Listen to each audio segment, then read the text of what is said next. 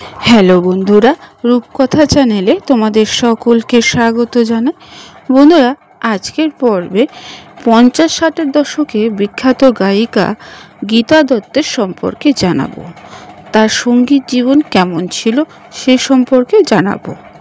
তাই স্কিপ না করে পুরো পর্বটি দেখো। ভালো লাগলে সবার কাছে শেয়ার করে দেবে, লাইক করে দেবে।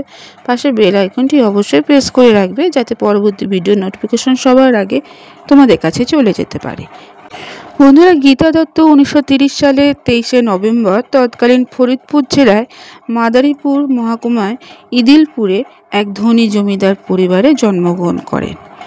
পরিচালক অভিনেতা গুরু দত্তের সাথে তার পরবর্তী সময়ে বিয়ে হয়। তার নাম ছিল গীতা ঘোষ রায়চৌধুরী। বিয়ের আগে তিনি গীতা রায় নামে পরিচিত।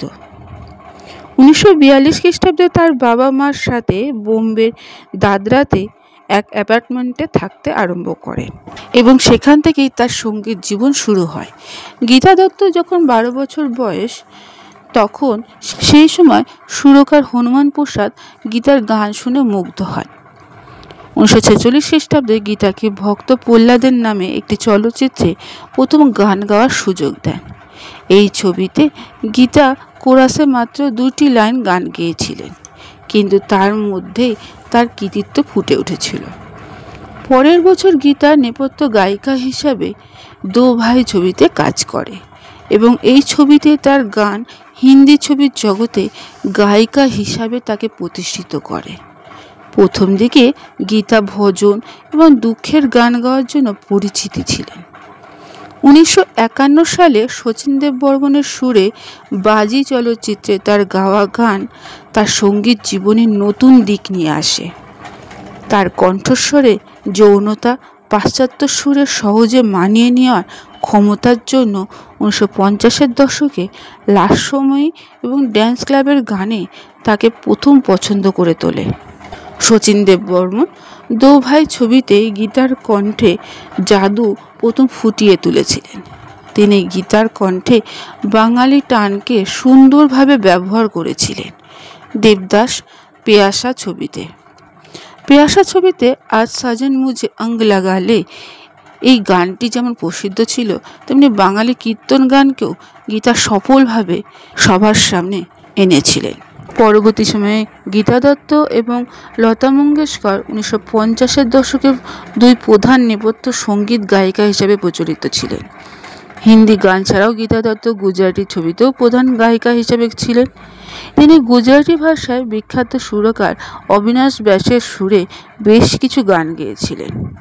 1950-এর দশকের শেষ এবং 1960-এর দশকের শুরুতে গীতা বেশ কিছু বাংলা গানও গেয়েছিলেন। এই সময় বাংলা ছবি ও সঙ্গীতের জগতে স্বর্ণযুগ চলছিল। তার বেশিরভাগই বাংলা গানেরই সুরকার ছিলেন হেমন্ত মুখোপাধ্যায়, তবে তিনি নচিকেতা ঘোষ, সুধীন দাশগুপ্তের সাথেও কাজ করেছিলেন। গীতা দত্তের ব্যক্তিগত কিছু কারণের জন্য তার কেরিয়ার নষ্ট হয়ে যায়। প্রথমে বিবাহ বিচ্ছেদ, তারপরে 1964 সালে মহাপঞ্চমীর দিন গুরু দত্তের জ্বলন্ত চিতায় যেন গীতার মানসিক শক্তি ও স্নায়বিক চেতনার অনেকখানি ছাই হয়ে যায়। অর্থাৎ গুরু দত্তের মৃত্যুর পর তার জীবন ধীরে ধীরে মলিন হতে থাকে।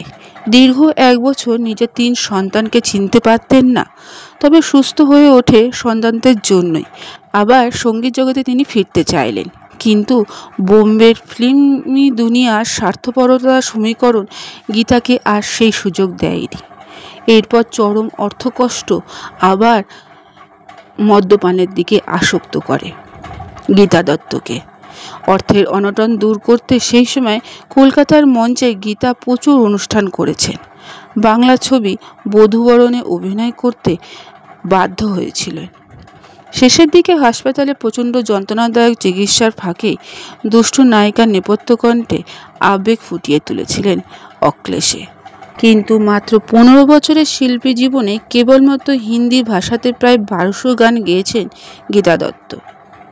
মেরা সুন্দর সপনা বিদ গায়ে, তদবির সে বিগড়ি হুই তদবির, আ দিলে, আনমিলো, আজ সজন মুঝে অঙ্গ লাগা লে, এ দিল হ্যায় মুশকিল, বিভিন্ন কালজয়ী গানের সৃষ্ট রূপকার ছিলেন তিনি।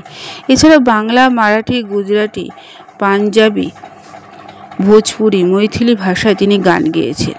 বাংলা গানের মধ্যে তুমি যে আমার, এই সুন্দর স্বর্ণালী সন্ধ্যায়, নিশিরাত, বাঁকাচাঁদ আকাশে, এই মায়াবী তিথি প্রভৃতি গান আজও বাংলা গানের জগতে অমূল্য সম্পদ রূপে বিবেচনা করা হয়। দীর্ঘদিন ধরে মাত্রা অতিরিক্ত মদ্যপানের ফল শরীরের গহনে জানান দিচ্ছিল আগাম মৃত্যুর সংকেত। প্রচণ্ড যন্ত্রণা নিয়ে রেকর্ডিংয়ে তিনি কীভাবে একের পর এক অবিস্মরণীয় গান গেয়েছিলেন তা নিয়ে গবেষণা চলতে পারে। 1972 সালে 20 জুলাই তার মুখ থেকে সেদিন সুরার বদলে বেরিয়েছিল গলগলে রক্ত। কোনো চিকিৎসকই গীতাকে আর সুরের জগতে ফিরিয়ে আনতে পারেনি। সেদিনই এই সুরের জগতে তার শেষ দিন ছিল।